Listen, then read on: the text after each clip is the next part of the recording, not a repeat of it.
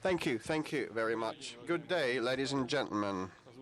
Let me briefly inform you on the results of the UFA, BRICS and SCO summits. I'll note at the outset that they crowned Russia's presidency in these two high-profile structures. They were an important step in developing versatile cooperation between our countries. In terms of their significance and scale, the BRICS and SCO summits can be regarded as very important external political events on the international agenda. In UFA, we had attending heads of 15 states representing several continents, Eurasia, South America, and Africa. Each of our countries has its own path of development, economic growth paradigms. We have rich histories and cultures, and this diversity, the coalescence of traditions, makes our organizations powerful and promising. Over the past days, UFA saw talks and meetings in different formats. We had many fruitful discussions. Both summits saw meetings of heads of state and government in extended and restricted formats, and we had a joint informal meeting between BRICS and SCO members. And we also had attending the leaders of Eurasian Economic Union countries invited. So we had three organizations represented here, BRICS, SCO, and Eurasian Economic Union. We had bilateral meetings. For example, I had 11 bilaterals and a trilateral meeting with President of China and President of Mongolia. And after the press conference, I'm going to meet with President of Afghanistan, Prime Minister of Pakistan. And yesterday I had a chance to brief media in length on the BRICS summit outcomes. So let me now mention just a few points. BRICS leaders approved the key documents, the UFA Declaration and Plan of Action and Strategy for Economic Partnership, comprising specific accords to develop the entity and strengthen its international status. They provide for integrated measures to expand political coordination, expand mutual trade, investment, and pursue technology exchanges. We have launched the practical operation of BRICS financial institutions, the new bank and the contingent reserve arrangement, with the aggregate capital of $200 billion. BRICS partners agreed to prepare a roadmap till the end of the year with a list of joint large-scale projects in infrastructure, industry, and agriculture. We agreed to further enhance cultural cooperation and engage civil society representatives to make the operation of our group more transparent and clear. We decided to launch a special web portal, the virtual secretariat of BRICS. The summit doesn't conclude Russia's presence in BRICS till February next year, when India takes over as BRICS president. We will do our utmost to step up cooperation in the framework of the entity. Now let me say a few words on the SCO meeting of heads of state council. We had substantive discussions on the current issues and the results of Russia's presidency. We reached the goals identified last year, primarily and most importantly. Over the 15 years of SCO history, we have for the first time decided to extend the composition of the members. We signed the inaugural documents for the accession of India and Pakistan. Thus, we amplify our capability to counter modern threats and challenges, and current threats and challenges, enhance economic and political potential of our entity. We decided to raise Belarus's status to membership. Armenia, Azerbaijan, Cambodia, and Nepal received the dialogue partner status. Several more countries wanted to join our group as the observers or dialogue partners with a broad geographic scope stemming from South and Southeastern Asia to Middle East. And let me underscore that we approved the SCO development strategy with the priorities set till 2025 in all the key areas of cooperation, starting from trade and economic interaction to providing regional stability and timely responding to conflicts and crises. We adopted the UFA SCO declaration that prescribes the shared views on the relevant international and regional problems and gives assessments to routine activities of SCO. We also discussed in detail on the situation in Afghanistan. We stated that the militants of the Islamic State are gaining grounds and spreading their tentacles to this country, which makes the threat to security on our southern frontiers even greater. We believe that we should start implementing the program of cooperation to fight terrorism and separatism for 2016-2018 without any delay and start the elaboration of a SCO Convention Against Extremism. It's common knowledge that one of the main sources of funding for radical groups is income obtained from drug trafficking. Therefore, SCO members mapped out plans against the drug threat, and these are reflected in a special statement by the summit. The agreement on trade and on border cooperation also should stem drug trafficking. We agreed to expand the economic dimension of the SCO and use the potential of the Business Council, Energy Club, and the Interbank Group of the SCO more actively. Using this opportunity, I'd like to invite the SCO representatives, including business community, to participate in the Eastern Economic Forum that is to take place for the first time in Vladivostok this September. We intend to bolster cultural cooperation on the SCO space. The SCO University, comprising 69 higher schools, is already operational. Tourism Development Program and Youth Council are also operational. I'll make special note of the statement on the 7th anniversary of the victory in the Second World War. We should remember all the victims in the struggle against Nazism. We should counter attempts to distort historical facts and spread of radical ideas. Starting with tomorrow, the Uzbek colleagues will take over the presidency from us. I'm sure that the Uzbek colleagues will fill the agenda with promising substantive initiatives. We wish them every success and we're ready to assist them wholeheartedly. Ladies and gentlemen, we believe that BRICS and SCO summits enjoyed not only good decisions and meaningful talks, but also good arrangements. And this is the merit, definitely, of the leadership and government of Bashkortostan and the city of Ufa. And I'd like to thank all the people of the Republic for their hospitality and their desire to make the environment, to create the environment of utmost comfort. Thank you so much. Ladies and gentlemen, now we only have half an hour for questions because the President has a very busy schedule. Half an hour for questions. Wow. It must be crazy. Anton Vernitsky, Channel 1. Due to a number of reasons, BRICS countries now face several hardships.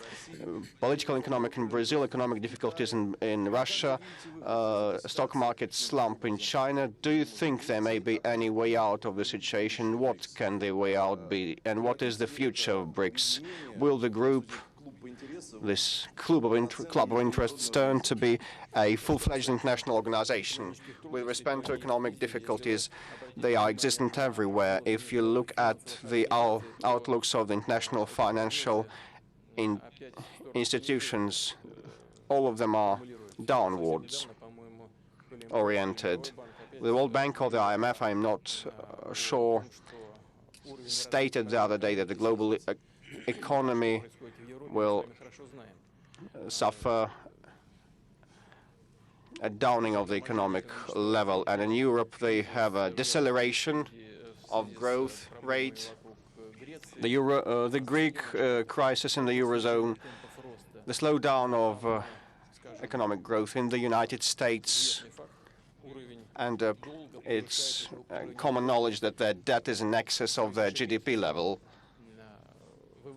Their GDP is 17.8 trillion US dollars, and their debt is over 18.2 trillion dollars. It's a grave problem, not only for the United States, but also it's an issue for all other countries, and BRICS countries are existent in this context, and that's it. With respect to Brazil, at the heart of their problems, they have economic issues. There's a need, and I believe that the Brazilian colleagues are aware of this. There's a need to change the paradigm of the growth rate and the paradigm of development, and as always happens worldwide, the opposition capitalizes on these difficulties, which is the golden rule of the political life. And I'm certain that Brazil will overcome all these problems and will be back on track of stable development. With respect to China and their stock markets, we discussed it with China's president, and the leadership of China is quite tranquil on that, and I concur with their assessments to the effect that in the previous periods the bulls were too assertive, and now we are witnessing a certain corrective slump. But the recent data show a slight surge. I believe that China will remain the powerhouse of the global economy. Well, you know what is happening in the Russian Federation. I said about this on many occasions. We have some problems. We have the deceleration of growth rates, including our GDP, but we have preserved our reserves, and the exchange rate is tolerable. We have positive trade balance. We have trade balance surplus, and I believe that we will overcome all the difficulties. Regarding the question whether BRICS will become a full-fledged entity or not, you know, we first conceived creating BRICS in 2005 on the sidelines of the G8 in St. Petersburg. We came up with the proposals for leaders of China, India. These were the outreach participants, and Russia. And that proposal was accepted. Then, some years afterwards, we made a point of getting together, and then Brazil joined us, and a bit later, South African Republic merged in. All that was natural, not artificial. No one forced anybody anywhere, because all participants of that process feel the definite and natural need to cooperate, especially with respect to providing more democratic principles and foundations for the global economy.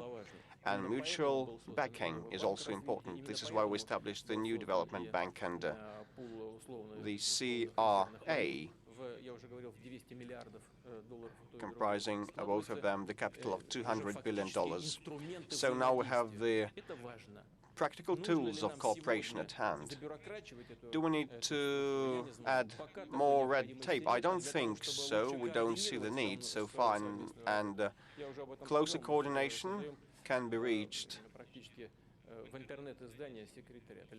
by the digital secretariat, with the help of the digital secretariat. Okay, then, Russia TV channel. Olga Skabeva, Russia TV channel. BRICS countries refrained from expanding their makeup, and unlike the SCO, we have witnessed the start of accession of new members. What do you believe are the borders for the expansion of the SCO, and whether that will be detrimental to the existence of the unity within SCO after new members join in? Yeah, I understand the logic of your question, saying that the more members an organization has, the harder it is to reach consensus. And in SCO, all the issues are to be resolved by consensus procedure. We don't have any block-based principles, and no decisions are imposed. Everything is decided unanimously. Obtaining consensus with more member states, including neighbors, that, may have various issues between themselves, and the historical track record of the relations is not always flawless and cloudless. But the power of such decisions made as a result of very difficult dialogue and process to meet each other halfway will be great.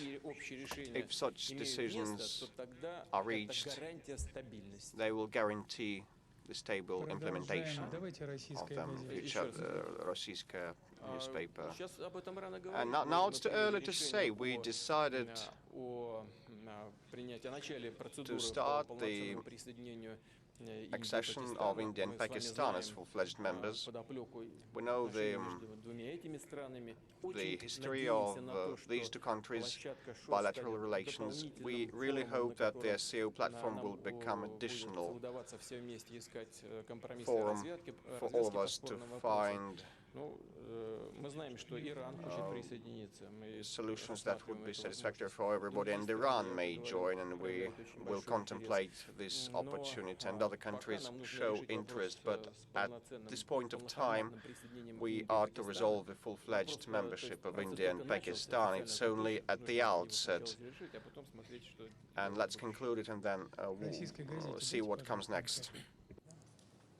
Please pass the floor to the Russian Gazette. I represent the Russian Gazette. As a result of the negotiations that took place in May with the leader of China, you mentioned they're going to pay attention to finding common points of interest between the Eurasian Economic Union and the Chinese project, the Economic Belt and Silk Road. Have you discussed these integration processes at the summits, and what is the practical value of this initiative? Yes, indeed, we have discussed this initiative in various formats, in the restricted format and in the delegation format. I don't remember exactly at what time the media left the audience and when the media representatives were present at our discussions. We believe that these projects are complementary. They do not contradict each other. Even more so, our colleagues from the SCO and BRICS associations often say that it is impossible to achieve sustainable development without the infrastructure development. I refer to the development of railroads, automobile, aviation, ports infrastructure, and pipelines construction. And one can hardly disagree with that. And the thing is that the Silk Road project and our project on the Trans-Siberian Baikal Amur railroads construction and our plans within the framework of the Eurasian Economic Union attest to one thing: we need to undertake concerted efforts, and it is widely discussed when we meet, and these projects would be implemented. RIA Novosti, please take the mic. Could you speak up, please? The question is about Iran. In Vienna, negotiations on the Iranian nuclear program continue. The P5+1 representatives are optimistic and they think that results might be achieved very soon. What is your attitude towards these developments? Are you optimistic with regards to the outcome of those negotiations? Have you discussed in detail the nuclear dossier of Iran during your bilateral with Mr. Rouhani?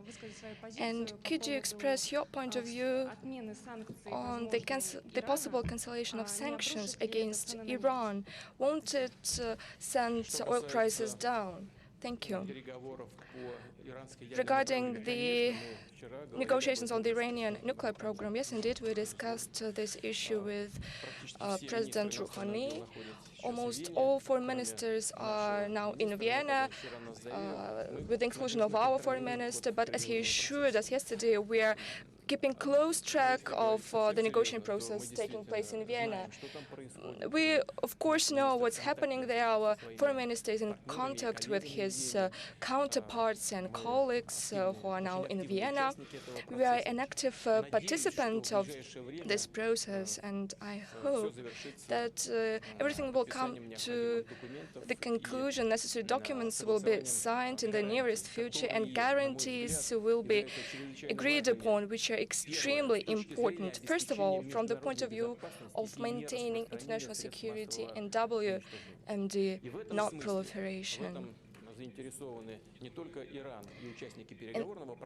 And it's not only Iran and the negotiation process participants, but all regions of the world, including the Arab countries and Israel, are interested in attaining this goal. And secondly,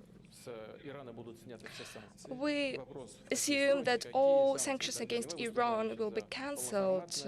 We stand for the full-fledged cancellation of all those sanctions as soon as possible, because we believe that sanctions is not the way to address global problems and challenges.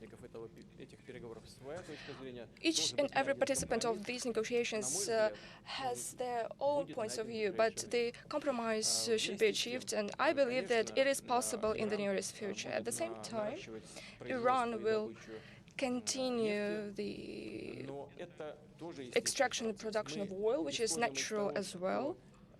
We believe that sanctions should be ruled out completely in international negotiations. Sanctions should not be used in global economy because it makes all things topsy-turvy. We need to politically settle all these issues, and only then sustainable development can be ensured. Regarding the oil prices, I believe the global economy might adjust to all the fluctuations because the consumption volume will increase. The same holds true of the Russian economy, and we stand ready for this. The floor is given to the Interfox agency.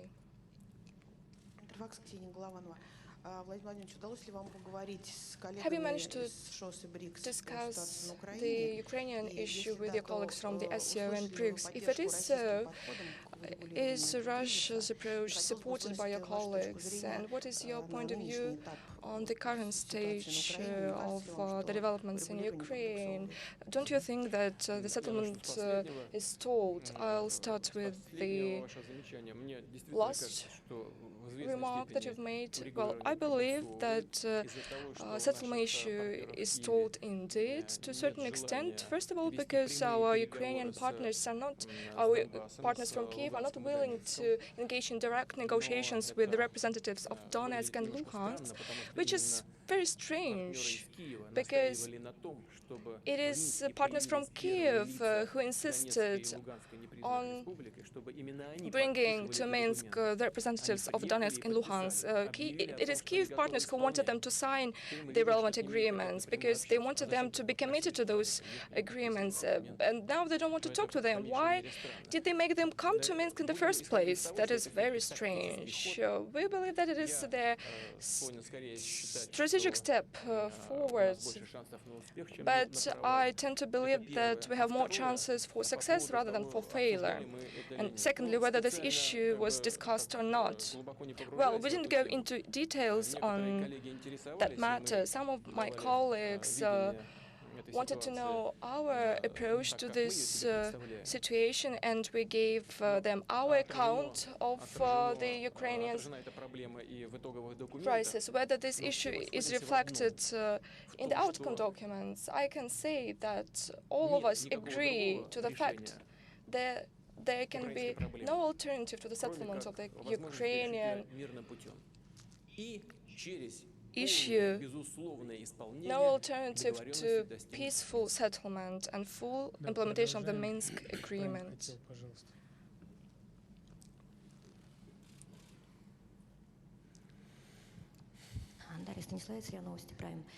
Prime news. Currently, Greece is undergoing a severe crisis. They haven't reached an agreement with the creditors. You had a meeting with Mr. Tsipras in St. Petersburg. You had a telephone conversation with him after the referendum took place. Did Greece ask for financial assistance from Russia? And did Russia promise that assistance?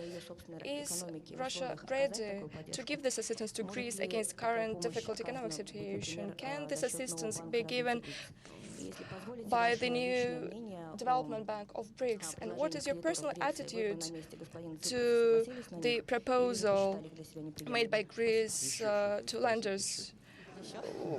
Would you like to ask anything else? Any more questions on your side? Well, I can have some questions. Naturally, Russia is capable of giving assistance to our partner, despite of any difficulties Russian economy is facing.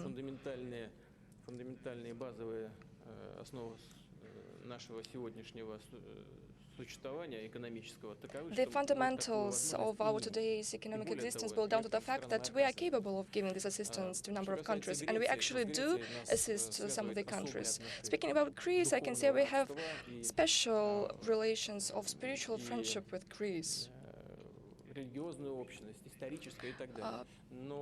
It is the cooperation based on historical and religious ties, but Greece is a member of the EU, and within the framework of its commitments, it is pursuing a very complex negotiation process with its partners from Europe. Mr. Tsipras didn't ask us for any sort of assistance, which is quite obvious, because the sums we're talking about are very high. Decisions that ought to be made are fundamental, and it is not the question of money. It is the question of principles of economic development, principles of the way how to settle outstanding issues with their partners in the nearest term. Well, we could put all the blame you want on Greece. If they somehow violated their commitments, where was the European Commission at that time? Why didn't it try to adjust the policy of the previous government of Greece? Why did they give various loans and benefits to Greece? Why didn't they make them adjust their taxation policy? Why did they give them subsidies for islands? There is something to discuss on that matter, and the government of Greece have some bargaining tools. When there is a big currency which is common for countries with different stage of economic development, the country loses the possibility to regulate its finances and its economic paradigm through fiscal mechanisms. Greece cannot devaluate euro. It is deprived of this tool, and it is not capable of attracting a greater flow of tourists, which is the major source of income for Greece. It has to limit itself in terms of agricultural production because there are certain quotas imposed by Brussels. It has limitations in terms of fishing. There are lots of limitations as well as lots of advantages of staying within the Eurozone that have to do with preferential loans and other benefits That is a sovereign choice of the Greek people and Greek leadership. It does not impact us directly, although there are some indirect consequences for Europe and Russia, even though we are not part of the Eurozone and the European Union. Since the volume of trade with Europe is very high, Europe altogether is our #1 partner in terms of trade, and naturally we're studying carefully the developments in Europe, and we're a bit alarmed by these developments, but we hope that the crisis will be settled in the nearest future. The last two questions, please. Are there any information agencies from the summit participating countries? Please, the floor is yours. Please introduce yourself. Chinese information agency Xinhua. Russia is currently developing its strategy aimed at developing Siberia and the Far East. What specifically are the measures that Russia is taking to implement that strategy, and what role do you think China can play in the development of the region? The government of the Russian Federation has adopted a whole number of decisions related to creating beneficial conditions for doing business in the regions that you've mentioned. What I'm referring to is creating the territories of advanced development, where there are several quotas for the participants of the economic activities. I could also mention reducing taxes for so-called greenfields. Greenfields are enterprises that start the activities from the scratch. And I could also mention a whole number of other benefits and advantages that could be given to the companies that are going to start their businesses at the east of our country. I think I could also mention establishment of free seaports and some other things. I've already mentioned some aspects in my speech. We are going to hold an economic summit in the Far East of our country for the first time. I informed our Chinese partners about it, and we are happy to invite Chinese businesses to participate in the forum.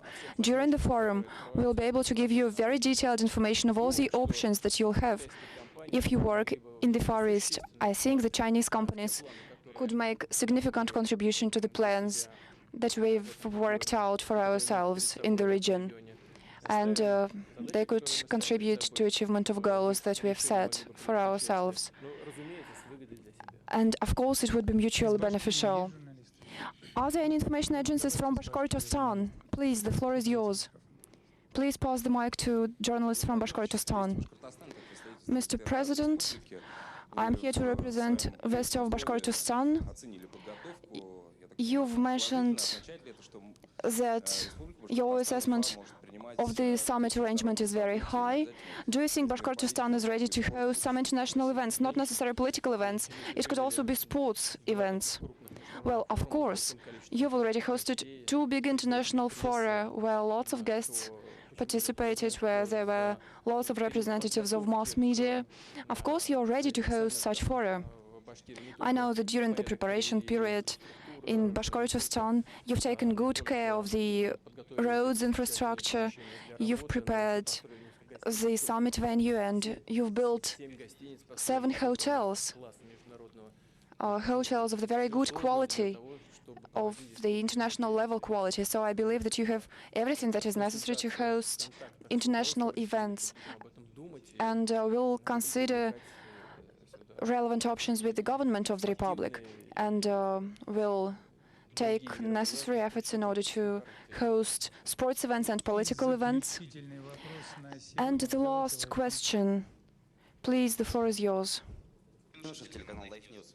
Live News TV channel. Mr. President, during your meeting with Mr. Modi, you, as far as I understood, promised to try yoga.